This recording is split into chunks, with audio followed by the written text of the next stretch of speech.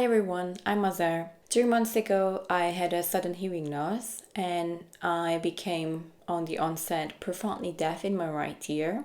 I would like to explain in this video how it happened, what it is, what kind of treatments I got after 3 months, how my hearing is improved or not improved.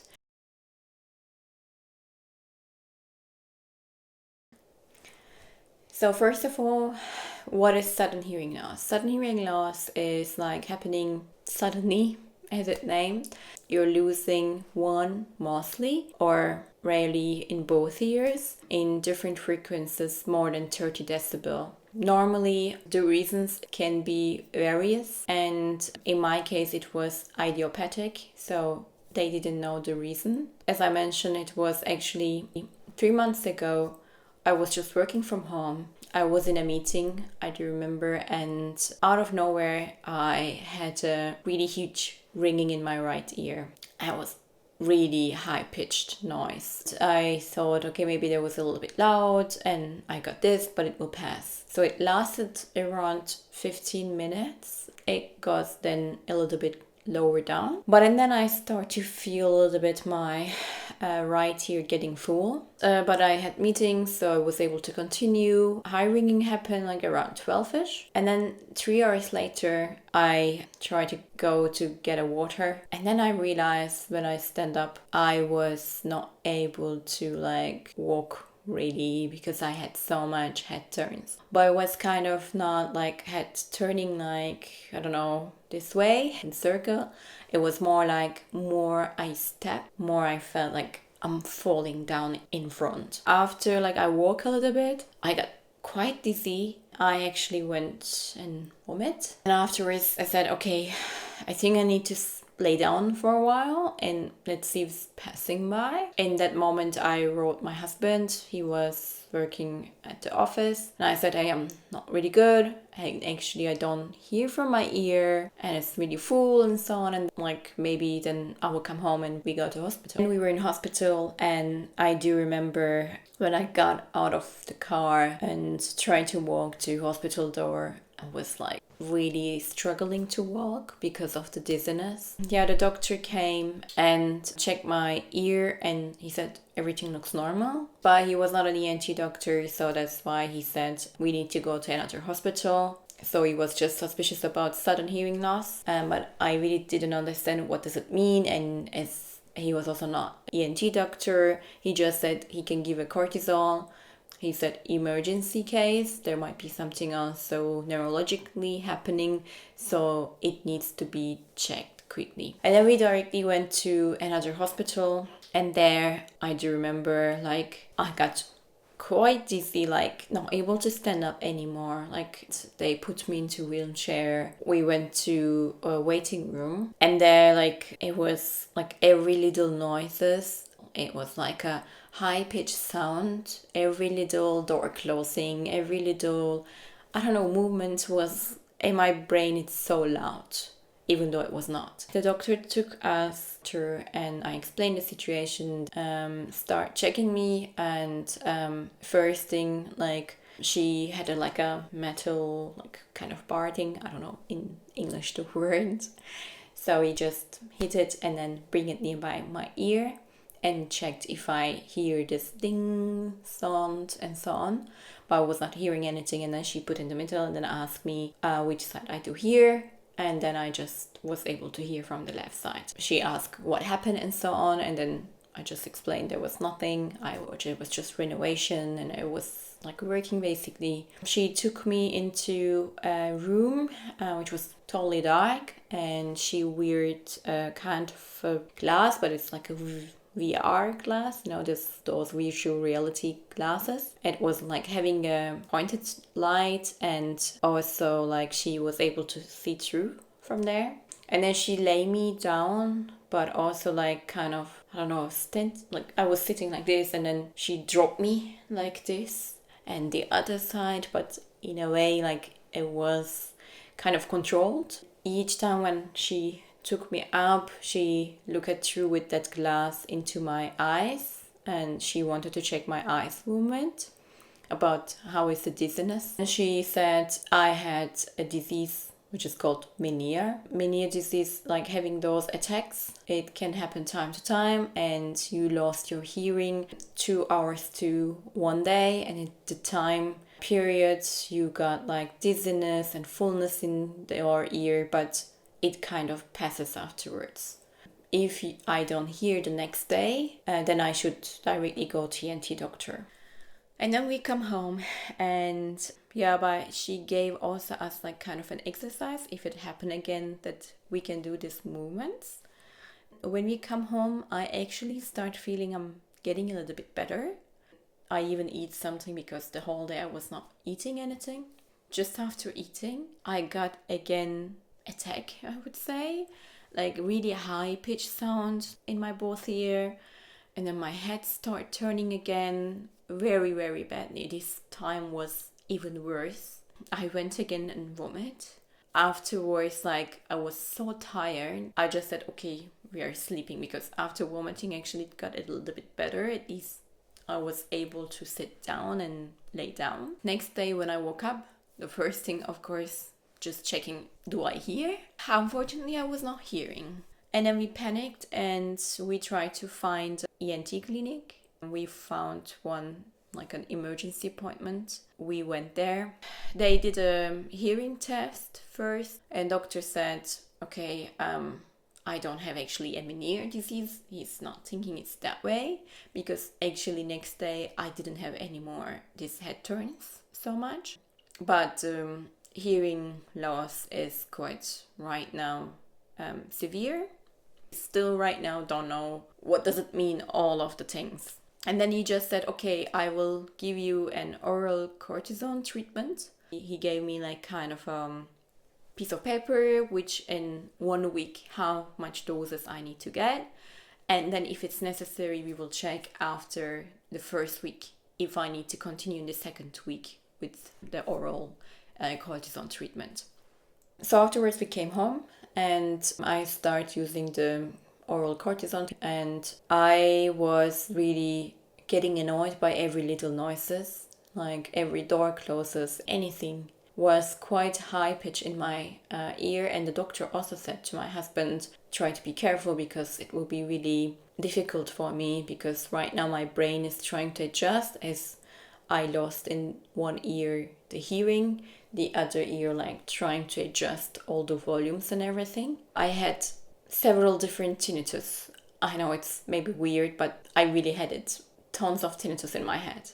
Especially when sleeping, it was getting worse because it's totally silent, the environment. I had one like really kind of high voltage electrical shock. That was the worst one because it was in the highest pitch. There was like another one, which they are like kind of ringing tones, but again like kind of noise. So it was very difficult to sleep. And of course in your brain also everything is turning, right? If I will hear and why it happened.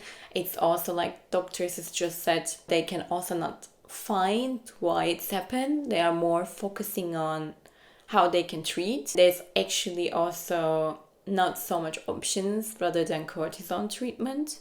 By the way, it's an emergency case. Sudden hearing loss needs to be treated within 3 days. I mean, it can be treated afterwards, but the effects of the cortisone is getting less and less by the time. There are people actually recovering, according to articles and the patient's reports. 60 to 65% of people, they are getting back their hearing fully or partially, with and without treatment. That really depends on the where in the ear is affected and also the human body. So this is all very unknown actually. And in my case, I actually didn't know how much I lost in the first week with the doctor. He didn't tell, and we were also quite shocked, to be honest, at that moment, what is going on and what does all mean.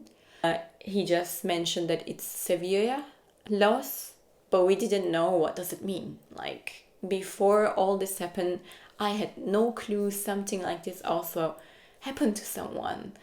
And also, what does it mean, all those frequencies, all those decibels? What does it mean, profound loss? What does it mean, mild loss and everything? Then The whole 1 week is finished. I got all my oral cortisone treatments, and then I went for a control to doctor. My ear was still full, I was still not hearing, and I still had a little bit dizziness, but only in the night when I was getting up and like, I don't know, going to the toilet or drinking water and so on, then I was feeling I have still dizziness. But other than that, in the day, I was kind of okay-ish. And they did another hearing test, and there was no change. During this 1 week, I tried to read and watch all the videos, whatever I found, and I understood that there are actually some percentage the doctor can tell you how much you lost in your hearing, or like how severe it's the situation. And then I asked that during the session, okay, how much I lost, 90% or what? And then he was kind of, didn't want to communicate, I felt, and he just said, yes. And then he just said, okay, we will continue with the cortisone, but he needs to decrease the milligram. And like we asked, okay, really, like I'm still not hearing, everything is the same, you're saying it, and we're just decreasing the milligram. Like, is this the only thing you can do? And he kind of said yes, and we need to wait, and by time it will get better maybe, but maybe. And then when we come home, because I did a lot of research as well, like I read people are getting different treatments. Hearing loss is quite severe, then they are getting more like infusion therapy with cortisol, or like injections into ear and so on. So I was a bit worried, and we then wanted to get a second opinion. Yeah, and then we went to get a second opinion from another ENT doctor. And they did their hearing test, and she said, I'm totally deaf in my right ear. And there I was quite shocked, because the first doctor didn't tell me actually I'm totally deaf. Yeah, she mentioned that we need to urgently go to hospital. They should give me an infusion therapy, and plus I need to get an operation in my ear. We were quite shocked. I was super overwhelmed. Like, we were really looking each other. I do remember after the doctor with my husband, like, are we really doing that? I was trying to overcome the situation. And then we quickly decide, okay, if I'm totally deaf in my right ear, what I can lose having a surgery. And the other doctor just decreased the cortisone milligram, and then we said we should try out. We went to that hospital. This was another hospital we are going. Until now, I don't know, I saw already 5 different doctors.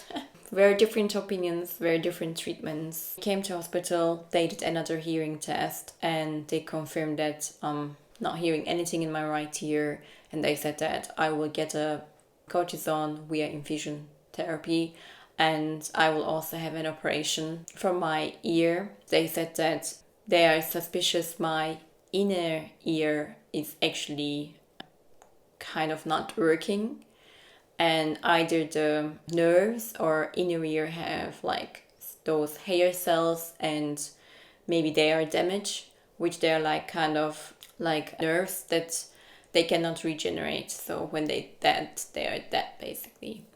But cortisone is kind of proven, but also not proven, because there are tons of cortisone type, and they don't know which one is why it works. It's really not clear. And that's why they said I need to have an operation, and they will open basically the eardrum. And when they open the eardrum, they have, with the microscope, they can see the inner ear. There's like a little bit opening, and with this microscope, they can inject high dose cortisone directly to my inner ear. In this way, they are hoping that will help, because that is the most direct way. Basically, what could I lose, right? I had already not hear anything. Of course, the worst thing could have happened, that they were damaging my face nerve, but luckily it didn't happen. But during this time, basically 4 days, I got an infusion therapy, and it was like 500 milligram cortisone. And then I had my operation, like I will put some picture in here. And after operation, they, after one day, directly sent me home. And during the hospital, when I was getting infusion therapy, I was still having my tinnitus, like all of them. And I kind of tried to put some warm, because I was also feeling quite cold and so on. I don't know why, but when I put some warm, like warm water pads, I was able to start sleeping. Maybe it was like relieving my nerves. I don't know. I have no clue in those kind of things, but it helped. After the surgery, it was actually, I don't know, in 2 hours after, I was able to eat directly and everything was fine. It's just my face was a little bit swollen, but all the, of course, like hearing and the fullness was way worse. Nothing changed in there. And then next day we came home. They let me go out. I still needed to use a bit cortisone because I got so high doses. I needed to still, after like the surgery for a week, cortisone again. So I was bombarded with cortisone. And this was the 2 weeks. There was no improvement in my hearing. And yeah, when we left the hospital, they said I should come after a week to hospital, because they put kind of a tampon. And in the picture you saw, I had like kind of a wrap in my face, but they also took that when I left the hospital. And I needed to take care of like my ear when I shower and so on. But other than that, everything was fine, except of course all like tiredness and like all tinnitus and fullness and so on. Yeah, after 5 days, we went to hospital back again. They took the tampon out. They did another hearing test. Yeah, and I had one frequency at 110 decibel hearing, which doesn't mean anything, kind of. But of course, it was an improvement, right? So the doctor said, okay, actually, what I got an improvement, it's nothing. If this will continue like this, I will be not hearing at all, and the only option is cochlear implant, because hearing device will not help, as there's nothing. I got a cochlear implant appointment for 3 months after, because they said I should still wait that I will heal. And anyhow, in Germany, getting those appointments takes ages. So, and then another week passed, and then we went to another hospital again. They did another hearing test, and there were another 2 new frequencies, again in 110 decibel. So again, that was nothing. And then doctor said, okay, that was my last appointment in hospital, because in Germany, in hospitals, they're mostly taking care of the really emergency situations. Otherwise, like you need to go to your like normal doctor, or like who sent me into hospital, I should go back to there. 1 week later, we went to my own ENT doctor, and they checked my eardrum, if there's any healing or how is it going, any infection or something. And then they said there is still quite a lot of blood, so that needs to be gone, that she can see more. And then she said that I should have an MRI. So she kind of gave me a code that I can go to MRI center, that I can have it. And then they can check if is there any neurological reasons behind and so on. Because there might be a brain tumor which is actually affecting the auditory nerve that I cannot hear. And yeah, and then I had the MRI. I had 2 more weeks in between, and then I had the MRI results, and I went to my ENT doctor again. And then she checked, and she said there's nothing they saw in the MRI, so I had no brain tumor. Basically, we were back again, so nothing is clear why it's happened, and there was nothing found. And she said that they did another hearing test again. I don't know how many hearing tests I had until now, and there was still no improvement. And then she said that there's still hope, and she can do actually those intratympanic injection. And then when she was looking for an appointment and checking supply, if they have it and so on, they realized they actually don't have it. And she said, okay, they will call me back whenever then they will have and they will do. Otherwise, I just should come a month later for a checkup again. And of course, another hope is given, and again is taken away. So I was quite disappointed, to be honest, when I heard that they don't have any supply. And then we decided that with my husband we will check other doctors if someone has it and I can have those intratympanic injections. And my husband found one doctor who is actually in his website is publishing that they do those kind of injections. We said, okay, we will go to him. He said like he can do those and he will do 5 of them. He doesn't know if this will help or not. He just did it at that day. And then those injections needs to happen like 2 to 3 days between each other, going every basically second day to get the injection. And I got 5 doses of them. And then after the 5 doses, I actually start feeling a little bit better, but I don't know if it was like a placebo effect, but I felt the fullness was getting better in my ear, because that all the journey it didn't change. And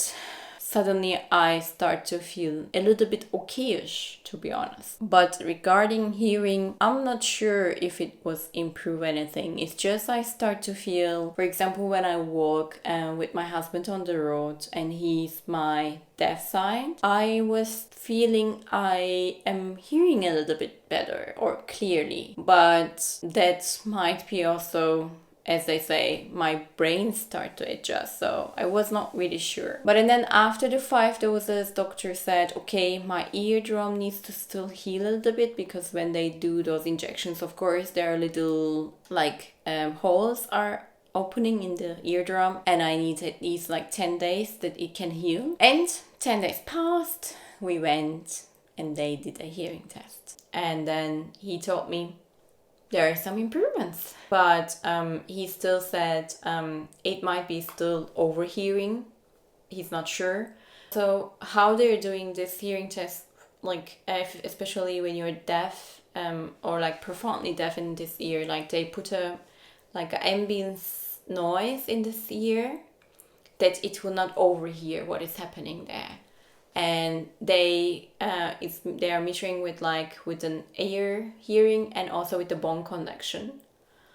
And I sometimes, when they do those, I am feeling it's like it's in the left ear I'm hearing. And that's why like I was not sure some of the pushings, and I also told the audiologist that, hey, sometimes I'm feeling in there. And then he marked it accordingly, kind of. So that's why he said he will prescribe me hearing aids, and I need to go like one of those places they're selling hearing aid, and I should try out. And anyhow, they said before getting cochlear implant, I need to try out the hearing aids. Yes, basically, this is my whole journey, and with the last hearing test, it just happened actually 2 days ago that I'm shooting this video. So thank you so much until now watching my video and hearing my journey. I will keep you updated how does it go. And I will actually make another video to talk about more mental side, all of this, like how I start feeling and how it goes. If you're passing through the same experience, or you know someone who's passing through, just write down in the comments how you cope with it and what is your story.